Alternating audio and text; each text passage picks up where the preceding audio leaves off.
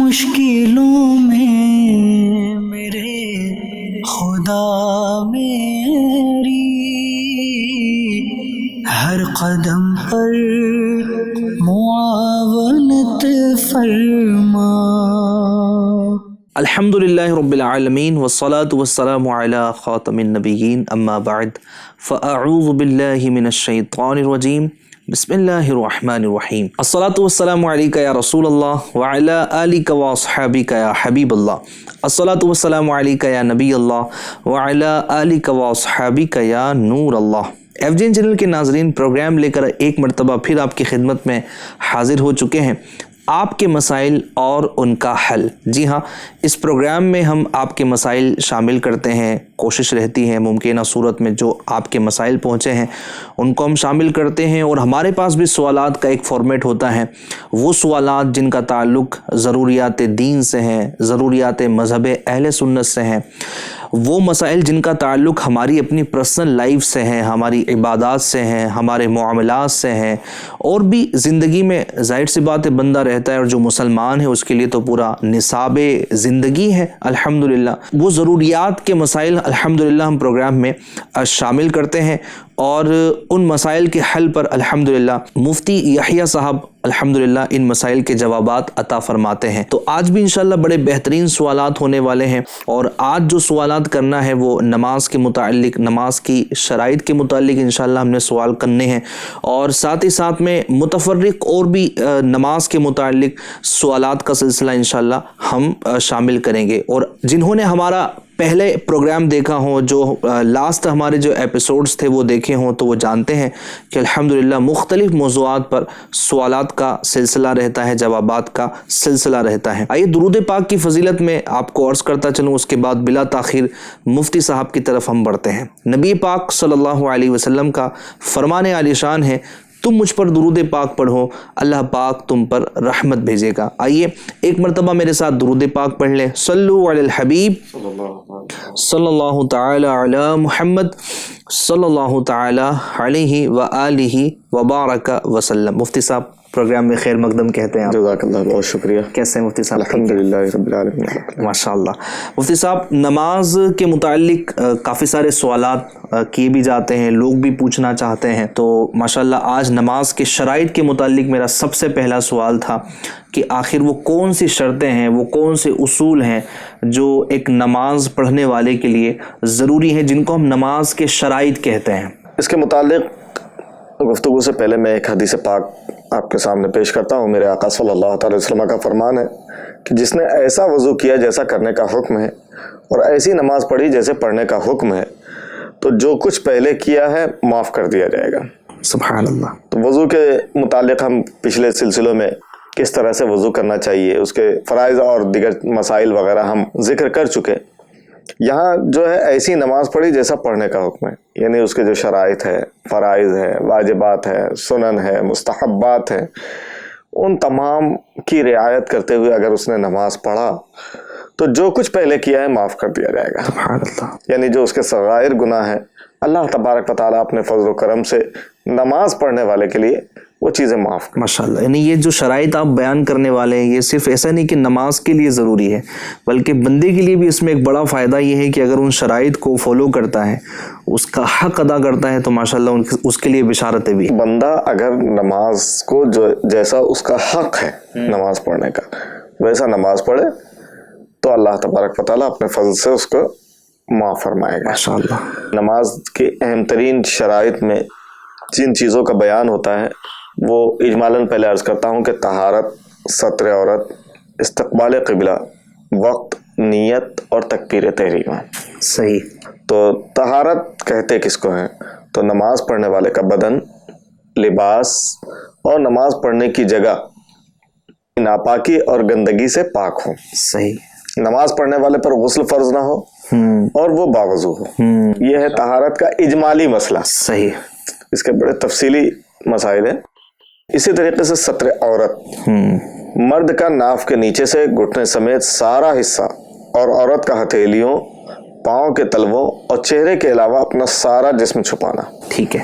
عورت کے ہاتھ کلائیوں تک اور پیر ٹخنوں تک ظاہر ہو تب بھی نماز ہو جائے گی۔ ٹھیک ہے۔ استقبال قبلہ، نماز میں خانہ کعبہ کی طرف سینہ کر کے کھڑا ہونا، بالکل جس طرح قبلہ ہے اس طرف رخ کر کے وہ کھڑا ہو، سینہ اس کا قبلے کی طرف ہو۔ اسی طریقے سے وقت، جو نماز پڑھنی ہے اس کا وقت ہونا ضروری ہے۔ صحیح، ابھی وقت ہوا نہیں ہے اور پھر پڑھ دے تو نماز ادا نہیں ہوگی۔ ہر نماز کا اپنا ایک وقت ہے جس کو اسی کے اندر اللہ تبارک و تعالیٰ نے قرآن مجید میں ارشاد فرمایا، اس کا خلاصہ یہ ہے کہ ہر نماز کے لیے ایک باندھا ہوا وقت ہے، اللہ نے مقرر فرمایا وقت کو۔ صحیح، تو اگر وقت سے پہلے نماز پڑھی تو ادا نہیں ہوگی، بلکہ اس وقت میں دوبارہ پڑھنی ہوگی۔ نماز فجر کو وقت کے اندر مکمل کرنا بھی ضروری ہے۔ جان بوجھ کر نماز کا وقت گزار دینا اور نماز ادا نہ کرنا سخت گناہ۔ صحیح، اسی طریقے سے 5ویں شرط ہے نیت۔ ٹھیک ہے، نیت دل کے پکے ارادے کو کہتے ہیں۔ کسی بھی نماز کو ادا کرنے کے لیے پہلے اس نماز کا دل میں پکا ارادہ کرنا ضروری ہے۔ اگر زبان سے بھی کہہ لے، مثلا میں فجر کی 2 رکعت فرض نماز ادا کرنے کی نیت کرتا ہوں، تو زیادہ اچھا ہے، یعنی زبان سے کہہ لینا یہ زیادہ اچھا ہے۔ صحیح، لیکن دل میں پکا ارادہ ہونا، مثلا ظہر کی 4 رکعت فرض پڑھ رہا ہے، ٹھیک ہے، تو کوئی اچانک اس سے پوچھ بیٹھے کہ تم کیا کر رہے ہو یا کون سی نماز پڑھ رہے، تو یقین کامل کے ساتھ وہ بول سکے کہ میں ظہر کی 4 رکعت پڑھ رہا ہوں۔ یہ اس کی نیت کی یہ پختگی نیت مانی کی جائے گی۔ پختگی کی دلیل ہے یہ۔ ٹھیک ہے جی۔ تو یہ اسی طریقے سے 6ٹھی شرط ہے تکبیر تحریمہ، یعنی نماز شروع کرنا، اللہ اکبر کہہ کر نماز شروع کریں گے۔ صحیح، تو یہ شرائط اجمالاً اور کچھ تفصیل کے ساتھ میں نے آپ کے سامنے۔ اچھا مفتی صاحب، میں چاہوں گا کہ ماشاءاللہ آپ نے اجمالاً بیان کر دیا، جو سوال میرے ذہن میں ہے جی، اور ناظرین کے بھی ہو سکتا ہے ذہن میں ہو، تو انہی شرائط کے درمیان میں کچھ سوالات پیدا ہوتے ہیں، وہ میں آپ سے کر لیتا ہوں، پھر متفرق جو مسائل ہیں ماشاءاللہ ڈیفرنٹ مسائل ہیں اس کی طرف بھی بڑھیں گے۔ سب سے پہلی جو شرط آپ نے بیان کی طہارت یعنی پاکی، اور اس میں 3 چیزیں آپ نے بیان کی ہیں کہ انسان کا جو ہے یعنی نمازی کا بدن بھی پاک ہو، اس کا لباس بھی پاک ہو، جس جگہ وہ نماز پڑھ رہا ہے وہ بھی پاک ہو۔ اب ان تینوں چیزوں میں سے اگر 2 چیزیں ہیں، جیسے بدن یا لباس پاک ہے اس کا لیکن جگہ پاک نہیں ہے، کوئی ایک چیز کی اگر کمی ہو، جگہ پاک ہے، بدن پاک ہے لیکن لباس پاک نہیں، تو ایسی صورت میں کیا حکم ہوگا؟ یعنی تینوں چیزوں کا پاک ہونا ضروری ہے۔ ٹھیک ہے، اب مثال کے طور پر جگہ بھی پاک ہے اور بدن بھی پاک ہے، ٹھیک ہے، لیکن کپڑے ناپاک ہیں، تو ایسی صورت میں اس کی نماز ادا نہیں ہوگی۔ ادا نہیں ہوگی۔ ہاں، ایک نادر صورت ہے، بہت کم ایسی صورت ہوتی ہے کہ کسی کے پاس کپڑے ہی نہ ہوں۔ آج کے زمانے میں تو ایسا ہے نہیں، پہلے ابتدائی اسلام میں صحابہ کرام کے پاس ایسے حالات درپیش ہوئے تھے کہ ایک ہی جوڑا ہوتا تھا، بلکہ کبھی تو ایسا بھی ہوا کہ ایک ہی جوڑا ہوتا تھا، شوہر بیوی دونوں وہی پہنتے تھے۔ باہر جاتے وقت شوہر پہن لیتا تھا، گھر میں کبھی بیوی کبھی شوہر، نماز پڑھتے وقت بیوی پہن لے رہی ہے باقی شوہر پہن رہا ہے، یا مختلف جیسا بھی ان کا حال ہوتا ہو۔ لیکن آج کے زمانے میں ایسی صورت بہت کم پائی جاتی ہے، کچھ نہ کچھ کپڑے انسان کے پاس ہوتے ہیں، اور اگر نہیں بھی ہو تو مل بھی جاتے ہیں۔ صحیح ہے۔ بہرحال یہ کہ اگر کپڑے واقعتاً کسی کے پاس نہیں ہے، صحیح ہے، تو ایک الگ صورت ہے۔ یعنی مستثنیات تو مفتی صاحب موجود ہوں گے ہی، یعنی بندہ اگر مجبور ہے یا اس کے پاس کوئی اور آپشن نہیں ہے تو وہاں ماشاءاللہ شریعت اسلامیہ وہاں رہنمائی کرتی کہ کیا کیا صورتیں ہیں، تو جس کے ساتھ اس طرح کے مسائل پیش آئیں تو وہ تفصیلاً مسائل پوچھ بھی سکتا ہے، کتابوں میں پڑھ کر بھی رہنمائی حاصل کر سکتا ہے۔ علماء اہل سنت کی کتابیں پڑھیں جی، اور یا علماء اہل سنت سے سوالات کر کے جوابات حاصل کریں، اور ماشاءاللہ یہ تو عام مسائل ہیں، تو اس پہ خصوصی توجہ کی ضرورت۔ صحیح۔ اچھا، یہ تو ماشاءاللہ مفتی صاحب ہو گیا کہ طہارت ہے، اور یہ بھی آپ بتا دیں کیونکہ بیسیکلی طہارت ہی اتنا وسیع ٹاپک ہے کہ اس پر بھی انشاءاللہ ہم ایپیسوڈ کریں گے کہ آخر کون سی نجاست ہے جو لگ جائے تو کپڑے، اگر کپڑا اگر ناپاک یعنی اتنی کوانٹٹی میں ہوگا انشاءاللہ تفصیلاً اس پر بھی ہم ایپیسوڈ کریں گے۔ دوسری شرط جو آپ نے بتائی ستر عورت یعنی بدن کا چھپا ہوا ہونا، اس میں ایک سوال مفتی صاحب یہ ایڈ کروں گا کہ آج کل بڑے پتلے پتلے کپڑے چلنے لگے ہیں، یعنی کیا مردوں کے لیے کیا عورتوں کے لیے اس کا بدن چمک رہا ہوتا ہے، تو جو آپ نے حصہ بتایا ہے کہ بدن کا یہ والا حصہ تو چھپا ہوا ہونا فرض ہی ہے، ضروری ہی ہے، ورنہ نماز نہیں ہوگی، تو سب سے پہلی بات تو یہ ہے کہ آپ نے جو مرد کے لیے بتایا کہ ناف کے نیچے سے لے کر گھٹنوں سمیت، تو اس کے علاوہ کا جو بدن چھپا ہوا ہونا ہے اس کا کیا حکم ہے؟ دیکھیے بعض صورتیں اس میں ایسی ہے کہ مستحب ہے، ٹھیک ہے، बाज सुन्नत है।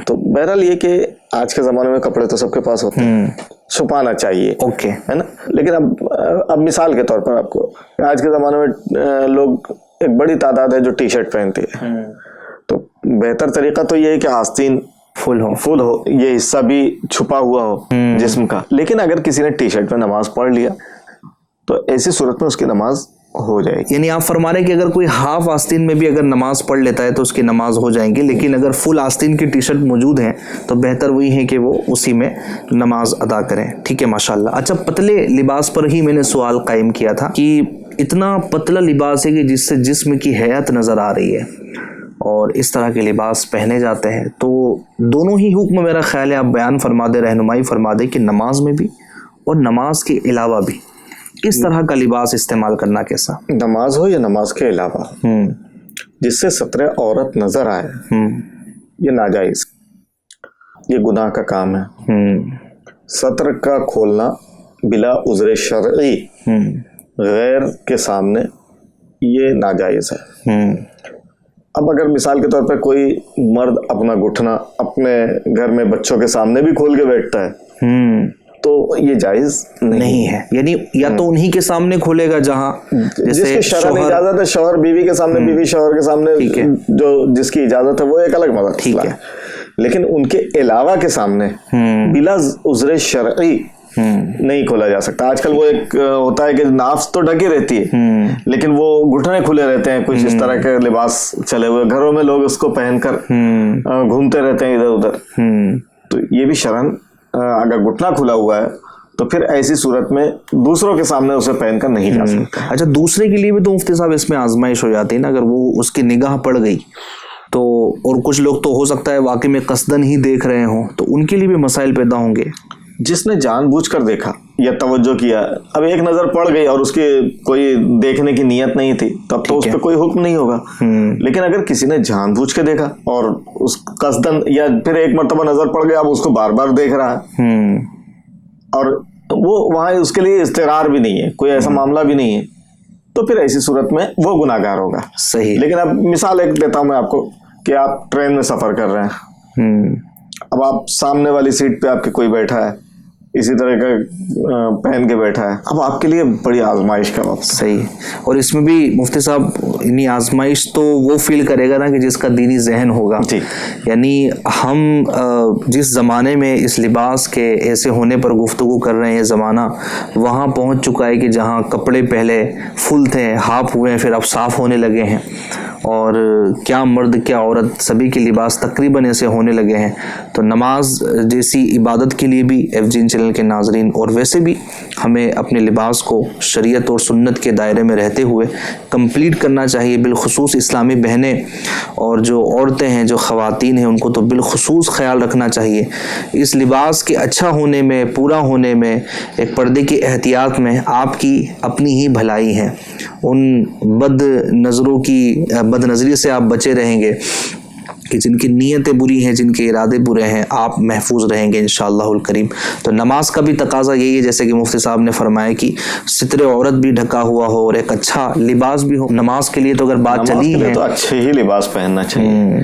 हमारे बुजुर्गान दीन और औलियाए किराम और भी बहुत से लोग नमाज के लिए एक मखसूस लिबास रखते थे, अच्छा लिबास।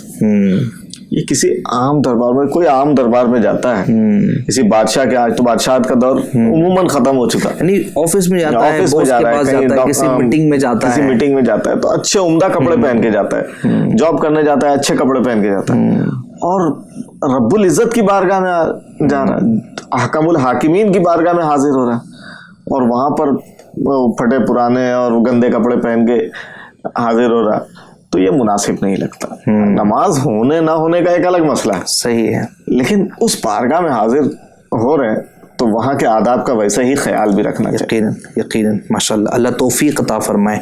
इस्तिक़बाल क़िबला पर मुफ्ती साहब आपने माशाल्लाह फरमाया कि नमाज के लिए ज़रूरी है कि बंदे का क़िबला यानी रुख जो है वो सीना काबा शरीफ की तरफ हो।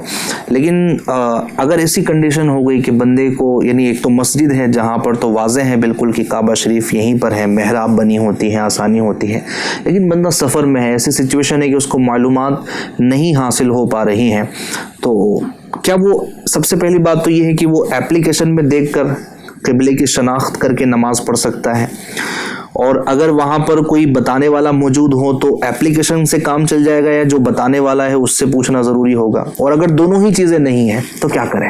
اور ایسا بتانے والا ہے جو مسلمان ہے، ٹھیک ہے، تو ایسی صورت میں اگر اس کو علم ہے تو اس سے پوچھ لینا زیادہ بہتر ہے، ٹھیک ہے، یا وہ خود رہنمائی کر دے یا یہ پوچھ لے۔ دوسرا یہ کہ دیکھیں نماز میں جب قبلہ نہ پتہ چلے تو ایسی صورت میں حکم یہ ہے کہ تحری کیا جائے، ٹھیک ہے، یعنی دل کو آدمی جمائے کہ ہمیں کس طرف رخ کر کے نماز پڑھنا ہے۔ اب اس آدمی کا جس طرف دل جم جائے تو وہی اس کے لیے قبلہ ہوگا، اگرچہ غیر کی طرف ہو جائے۔ مثال کے طور پر ہمارے ہندوستان کے اعتبار سے قبلہ مغرب میں ہے، اب ایسی جگہ ہے کہ اس کو پتہ ہی نہیں چل رہا کہ وہ قبلہ کس طرف ہے، اب اس نے تحری کیا، تحری میں مغرب کے بدلے وہ مشرق میں اس کا دل جمع، تب بھی اس کی نماز ہو جائے گی۔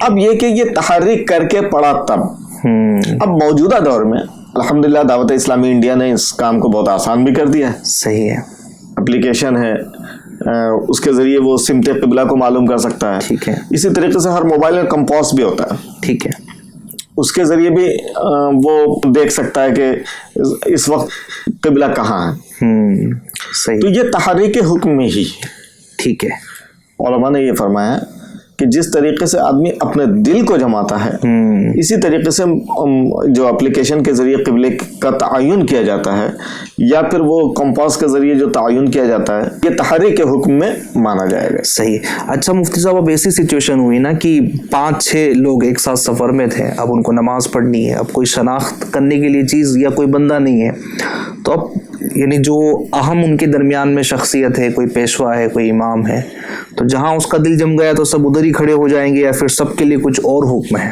مثال کے طور پر کوئی مفتی صاحب ہے، عالم صاحب ہے، تو اب مفتی صاحب کا دل جم گیا مثلا شمال کی جانب، وہ میں اپنے اعتبار سے شمال بول رہا ہوں، ان کو تو پتہ ہی نہیں کہ شمال جنوب کیا ہے، ٹھیک ہے، انہوں نے اس رخ میں نماز پڑھنا شروع کیا۔ اب بقیہ 3 اگر انہی کو دیکھ کر اگر وہ نماز پڑھنا شروع کر دیں تو ان کی نماز نہیں ہوگی۔ صحیح، یعنی سب کو الگ الگ اپنے دل کو جمانا پڑے گا، اپنے دل سے پوچھنا پڑے گا، سب کو خود کی تحری کرنا پڑے گا، غور و فکر کرنا پڑے گا۔ اب اگر ان کا دل اسی طرف جم گیا جدھر مولانا صاحب کا جمع، تب تو ٹھیک، ورنہ اگر اس کا دل، ایک کا دل ادھر جمع دوسرے کا دل ادھر جمع، تو ان کو دونوں کو الگ الگ رخ میں ہی نماز پڑھنا پڑے۔ کیا بات ہے، ماشاء اللہ۔ یہ بھی ایک بڑا اہم مسئلہ ہے، ویسے پیش کم ہی آتا ہے، لیکن ایسا نہیں کہ نہیں آ سکتا ہے۔ تو اسلام الحمدللہ ان مسائل میں ہماری رہنمائی کرتا ہے کہ جہاں ہمیں آزمائش آ سکتی ہے، تو اگر کہیں بندہ ایسی جگہ پر چلا جائے کہ موبائل بھی سوئچ آف ہو گیا، کوئی بندہ بھی نہیں ہے، اب کیا کرے نماز کے لیے، تو اب وہ تحری کر لیں، دل جما لیں، جدھر دل اس کا جم جائے وہی اس کے حق میں قبلہ ہوا کرتا ہے۔ اور اسلام نے کتنی آسانی اس میں مفتی صاحب فرمائی ہے کہ یعنی بندہ اور جد و جہد نہ کرے، بلکہ نماز کا وقت ہے نکل جائے گا، وہ نماز کے وقت کو خیال میں رکھتے ہوئے نماز کا اہتمام کرے اور نماز ادا کر لیں۔ ماشاءاللہ بڑی آسانی ہے۔ یہ بھی پتہ چلا نجیب بھائی سے کہ تحری کر کے نماز پڑھنا ضروری ہے، ورنہ معاف بھی نہیں ہے۔ ہاں، معاف نہیں ہے، لوگ سوچتے ہیں یار کچھ پتہ ہی نہیں چل رہا ہے۔ یعنی جہاں بڑی بڑی گھڑیاں ہیں، جہاں ساری سہولتیں ہیں، بڑی بڑی مساجد ہیں، تو اگر بندہ تو وہاں بھی نماز چھوڑ دے رہا ہے۔ یہ تو وہاں ہے کہ جہاں کوئی نہیں ہے، نہ مسجد ہے، نہ بندہ ہے، نہ کوئی ایسی چیز ہے جو اس کو بتا دے، لیکن پھر بھی تحری کر کے اس کو نماز ادا کرنا، نماز پڑھنے کا حکم ہے۔ یعنی یہ اس حال میں بھی وہ نماز کو چھوڑ نہیں سکتا، چھوڑ رہا ہے تو وہ گناہگار ہو رہا ہے، اپنے فرض کو وہ مؤخر کر کے پڑھ رہا ہے، اگر بعد میں پڑھ لے رہا ہے تو یہ بھی اس کی شرعاً اجازت نہیں ہے۔ اس سے نماز کی اہمیت کا جیسے مفتی صاحب نے فرمایا ہمیں اندازہ ہوتا ہے، تو ہم سب کو نماز کی پابندی بھی کرنا چاہیے۔ آج تو سہولتیں ہیں ہمارے پاس الحمدللہ، پہلے تو جیسے مفتی صاحب نے فرمایا نا کہ لباس بھی نہیں ہوا کرتے تھے، پہلے مساجد بھی ویسے نہیں ہوا کرتی تھی مفتی صاحب. اب تو مسجدوں میں ایسیاں ہیں گرمی میں، اور اب تو سردیاں جہاں وہاں ہیٹر ہونے لگتے ہیں. یعنی ایک اچھی فیسلٹی جو عام طور پہ گھروں میں بھی نہیں ہوتی. میں ساری مساجد کی بات نہیں کرتا، لیکن بڑے بڑے شہروں میں اگر دیکھا جائے تو یہ سہولتیں موجود ہیں. اب تو گاؤں دیہاتوں میں بھی لوگ کوشش کرنے لگ گئے، کہیں نہ کہیں وہ چیزیں ہونے لگی. میرا ایک گاؤں میں جانا ہوا مفتی صاحب مدنی قافلے میں دعوت اسلام انڈیا کے، تو وہاں پر گھر میں نے دیکھے تو بالکل عام سے بنے ہوئے ہیں، لیکن جو مسجد انہوں نے بنائی ہے ایک تو بہترین اور عالیشان، اتنی بڑی مسجد شاید آس پاس کے 5-6 گاؤں والے جمع ہو تب جا کے وہ مسجد فل ہو جائے.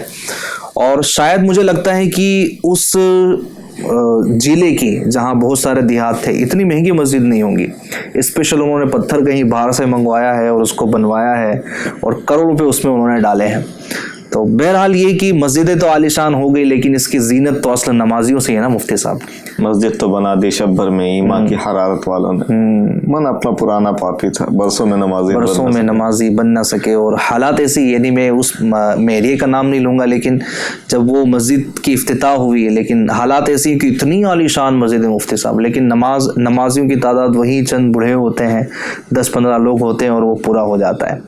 دینے والوں نے دیا، ٹھیک ہے، اللہ ان کو جزائے خیر عطا فرمائے، لیکن نمازوں کا ذہن ہونا یہ بہت ضروری ہے. اب بلا تاخیر میں مزید آگے بڑھتا ہوں. استقبال قبلہ اور وقت کی بھی ماشاءاللہ آپ نے شرط بتائی کہ نماز کا وقت ہونا بھی ضروری ہے. اچھا مفتی صاحب، کیوں آخر ایسا؟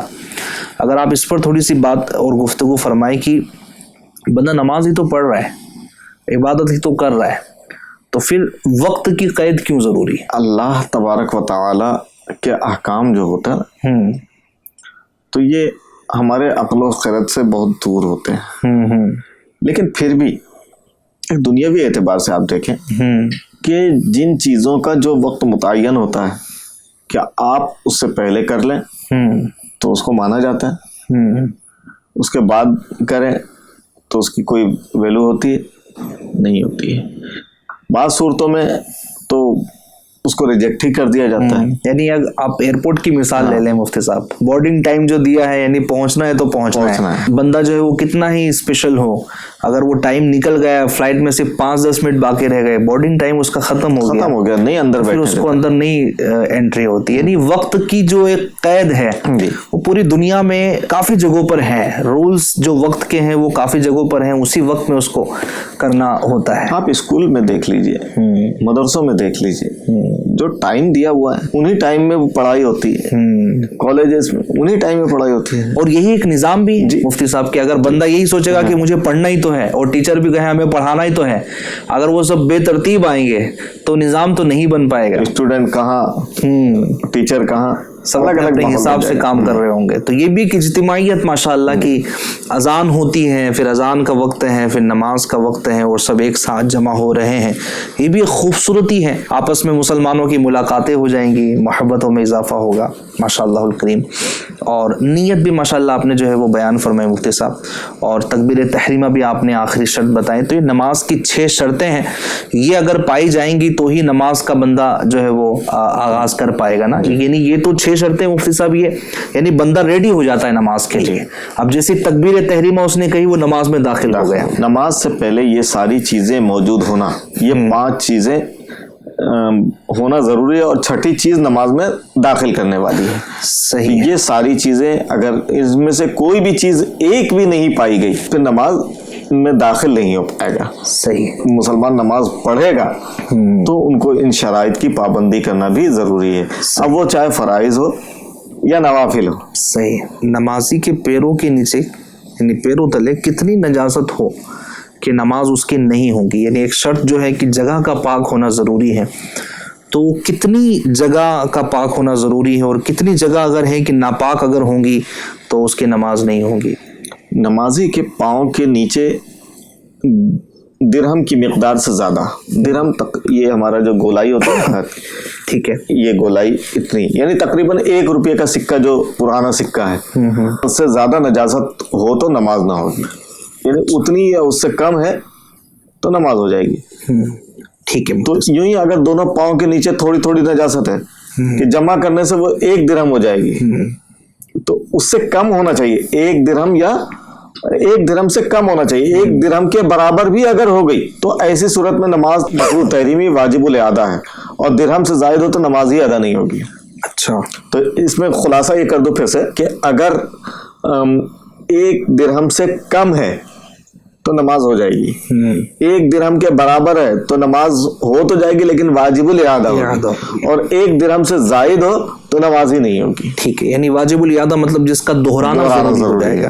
یعنی مفتی صاحب اگر اب نجاست وہاں ہے جہاں اس کا کوئی عضو زمین پر نہیں لگ رہا, اگر میں تھوڑا سا اس کو واضح کروں اس طرح کہ جہاں یہ سجدہ کر رہا ہے وہاں نجاست نہیں ہے, جہاں اس کے گھٹنے یا پیر ٹک رہے ہیں وہاں نجاست نہیں ہے, لیکن اس کے درمیان میں جہاں پیٹ کا حصہ ہے وہ زمین پر ٹکتا نہیں, اگر وہاں پر کوئی نجاست ہے تو اس کی نماز ہو جائے گی. ٹھیک ہے, لیکن یہ ہے کہ یہ عجیب سی چیز ہے کہ ایسی جگہ بندہ نماز پڑھے ٹھیک ہے جہاں کچھ حصہ نجاست کا ہے, تو آدمی کو چاہیے کہ نماز کے لیے ایسی جگہ منتخب کرے جو پاک صاف ستھری جگہ ہو. لیکن اگر کوئی جگہ نہیں ملی اور اس نے وہاں نماز پڑھ لیا تو کوئی شرعاً کوئی حرج نہیں ہے. اچھا, یہ ایک سچویشن یعنی مسئلہ ہے کہ نجاست ہے, کوئی زمین ہے جہاں پر گندگی ہے اور اس کے اوپر کسی نے شیشہ رکھ دیا, کانچ رکھ دیا, اور اس کے اوپر اگر وہ نماز ادا کرتا ہے تو کیا اس کی نماز ہو جائے گی؟ نماز مثال کے طور پہ زمین ہے, ٹھیک, زمین کے اوپر کسی نے شیشہ رکھ دیا, تو اب یہ شیشہ تو ظاہر ہے اس کے اندر ایک موٹائی ہے, تو ایسی صورت میں نماز ہو جائے گی. ٹھیک ہے, نماز میں کوئی حرج نہیں ہے, نماز ہو جائے گی. اچھا مفتی صاحب, ایک انٹرسٹنگ سوال ہے اور ناظرین کے لیے بھی اور میرے لیے بھی, کہ وہ کون سا پاک و صاف کپڑا ہے جسے پہن کر نماز پڑھنا جائز نہیں, یعنی پاک بھی ہے صاف بھی ہے لیکن پھر بھی اس کو پہن کر نماز پڑھنا جائز نہیں ہے؟ چرایا ہوا کپڑا یا دھوبی وغیرہ کے یہاں سے بدلا ہوا کپڑا اگرچہ پاک صاف ہو مگر اسے پہن کر نماز پڑھنا مکروہ تحریمی, ناجائز اور گناہ ہے, نماز واجب الاعادہ ہوگی. ایسے کپڑے کا پہننا مرد عورت سب کو حرام ہے. اچھا, تو نماز فرضیت نفس فرضیت ادا ہو جائے گی لیکن اس کا دوبارہ پڑھنا یہ ضروری ہوگا. چوری کے کپڑے میں بندہ نماز جو ہے وہ نہیں پڑھ سکتا. اب ہمارے یہاں چور مارکیٹ کے نام سے کچھ مارکیٹ مشہور ہوتے ہیں مفتی صاحب, اور بعض چیزوں کے متعلق یہ طے ہوتا ہے, فکس ہوتا ہے, بیچنے والا بھی بول رہا ہوتا ہے کہ یہ چوری کا مال ہے یا چوری کے کپڑے ہیں. اس طرح کے مارکیٹس اگر ہوئے تو اس کے بارے میں آپ کیا حکم ارشاد فرمائیں گے کہ وہاں سے سب سے پہلی بات تو اس کو خریدنا اور پھر اس کے نماز کے متعلق یہی مسئلہ ہوگا؟ بہرحال چور بازار میں جہاں چوری کے مال بکتے ہیں, جیسا آپ نے سوال میں کہا, ضروری نہیں کہ چور بازار میں سارے مال چوری کے ہی بکتے ہیں, تو مشہور ہو جاتا ہے لیکن ہر چیز چوری کی نہیں, ہر چیز چوری کی ہے ایسا نہیں ہے, کیونکہ خود تجربات بھی ہے. ہمارا جو ہندوستان کا سب سے پہلا جامعۃ المدینہ جو ابھی ماشاءاللہ جس جگہ ہم بیٹھے ہیں اسی بلڈنگ میں موجود ہے, جامعۃ المدینہ فیضان کنز الایمان ممبئی میں.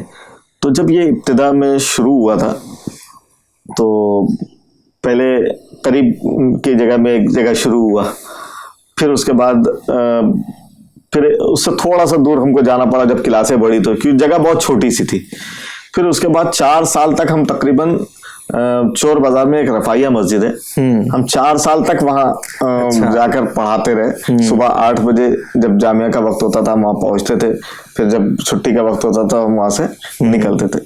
تو چونکہ چور بازار میں روزانہ جانا ہوا ہمارا, ہفتے میں جمعہ چھوڑ کر ہر روز جاتے تھے ہم, تو بہت وہاں کے لوگ آتے تھے, مسائل بھی پوچھنے آتے تھے. تو یعنی بتانا یہاں مقصود ہے. اس کے بعد جب وہاں یہ فیضان مدینہ ہم نے خریدا تب ہم یہاں منتقل ہوئے تھے. تو اس سے پہلے جب ہم وہاں لوگ آتے تھے ہمارے پاس مسائل پوچھنے کے لیے, بتانا یہی مقصود ہے کہ ہر چیز وہاں چوری کی نہیں ہوتی ہے. صحیح, لیکن بہت سی چیزیں چوری کی ہی ہوتی ہیں. اب اس کا مطلب یہ نہیں کہ ہر چیز چوری کی نہیں ہوتی تو ساری چیز چوری کی نہیں ہے, بہت سی چیزیں چوری کی بھی ہوتی ہیں. تو اگر وہ واقعی چوری کی ہے تو ایسی صورت میں اس کا حکم یہی ہوگا. صحیح, اور نماز مکروہ تحریمی واجب الاعادہ ہوگی. صحیح, ٹھیک ہے مفتی صاحب. ایک اور سوال یہ کہ یہ بھی انٹرسٹنگ سوال ہے, تو وہ کون ہے جو پانی پر قدرت اور یاد ہوتے ہوئے بغیر وضو نماز پڑھ لے تو گناہگار نہیں ہوگا؟ نابالغ بچہ ہے تو اگر وہ یاد بھی ہے قدرت بھی ہے پھر بھی اگر وہ نماز پڑھ لے تو گناہگار نہیں ہوگا. نابالغ پر وضو فرض نہیں ہے. اچھا, مگر ان سے وضو کرانا چاہیے تاکہ عادت ہو اور وضو کرنا آ جائے اور وضو کے مسائل سے وہ آگاہ ہو جائے. یہ تو اس بچے کے بارے میں ہوا کہ جو بچہ نہیں سمجھتا ہے. جو سمجھدار بچہ ہے اس کو تو ماں باپ زبردستی کر کے وضو کروائیں, ٹھیک ہے, تاکہ اس کے نماز وغیرہ کے مسائل سے وہ وضو کے مسائل سے آگاہ ہو سکے. صحیح, ٹھیک ہے مفتی صاحب. اچھا, زمین کوئی ایسی ہے, کیونکہ تیمم کا بھی ایک پورا کانسیپٹ موجود ہے کہ اگر بندہ پانی پر قدرت نہیں رکھتا ہے, وہاں ہے جہاں پانی اس کے لیے اویلیبل نہیں ہے, تو وہ مٹی سے تیمم کر سکتا ہے. اس کا پورا طریقہ ہے, کتابوں میں بھی موجود ہے, اور FGN چینل پر بھی کئی اس طرح کے پروگرام میں بیان کیا جا چکا ہے. تو وہ کون سی زمین ہے کہ جہاں سے تیمم تو نہیں ہو سکتا لیکن اس پر نماز پڑھنا جائز ہے؟ دیکھیں, مثال کے طور پر کوئی ایسی جگہ تھی, زمین تھی کہ جہاں کسی جانور نے پیشاب کر دیا یا کسی انسان نے پیشاب کر دیا, یا گندگی تھی, نجس زمین تھی, ہے نا. اب وہ نجس زمین دھوپ سے سوکھ گئی یا ہوا کی وجہ سے وہ پاک ہو گئی, صحیح ہے نا. تو اب ایسی صورت میں اس زمین پر مصلی بچھائے بغیر, صحیح, مصلی بچھانے کا ایک الگ مسئلہ ہے, مصلی بچھائے بغیر نماز پڑھنا جائز ہے. اچھا, ہے نا, وہاں نماز ہو جائے گی, لیکن چونکہ وہ جگہ پر پہلے نجاست تھی اس لیے اس سے تیمم کرنا جائز نہیں ہے.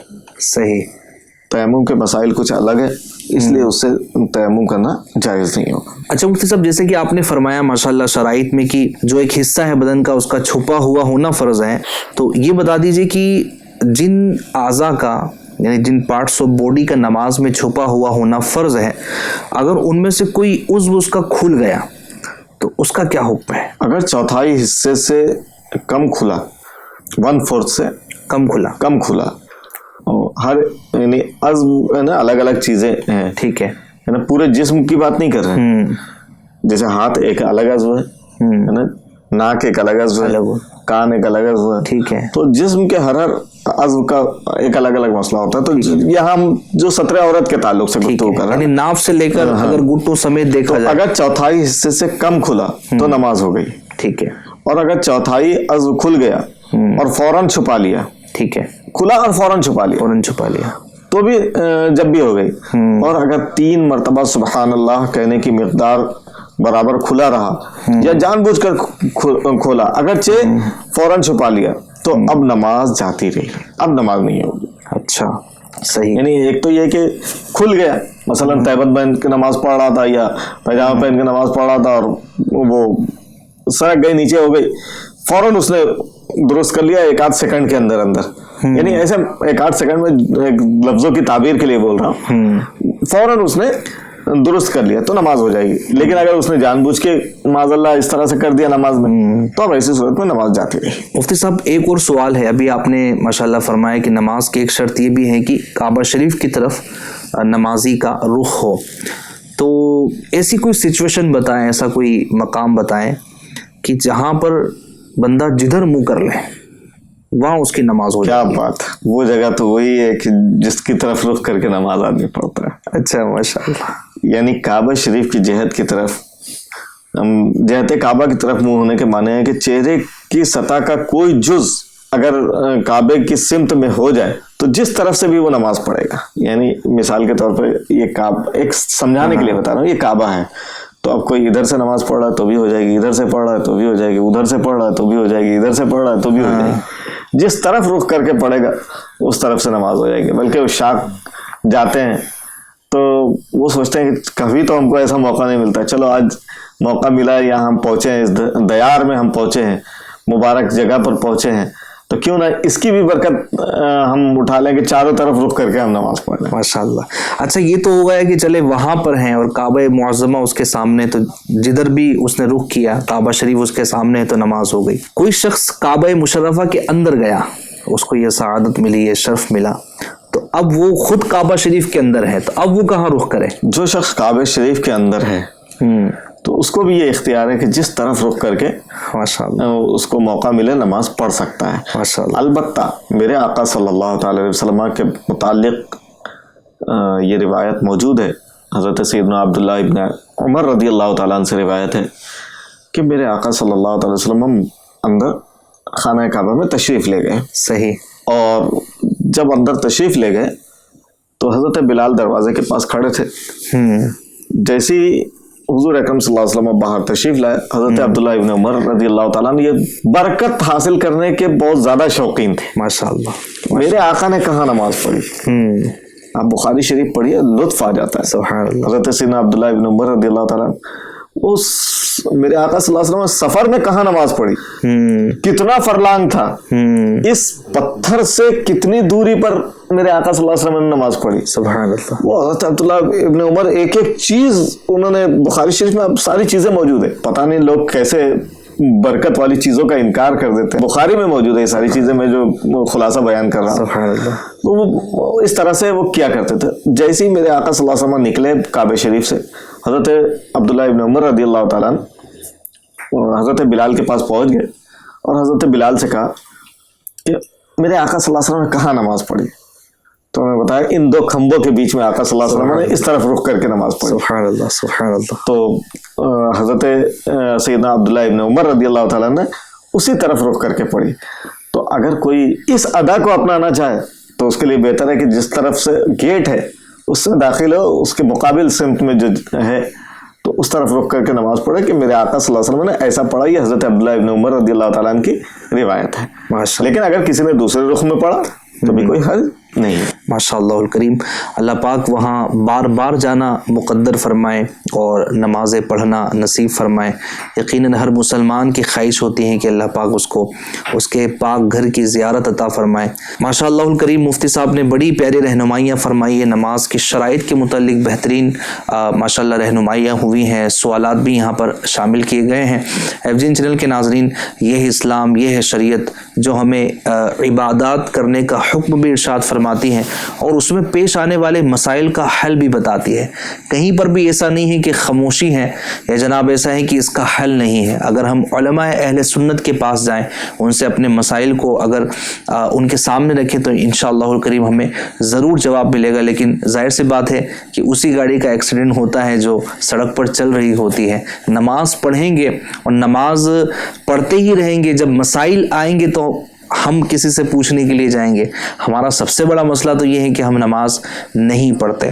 اللہ نہ کرے کہ نماز نہ پڑھیں, عمر بیت جائے اور یوں ہی اگر قبر میں چلے گئے تو یقین جانے کہ بڑی تباہی ہے.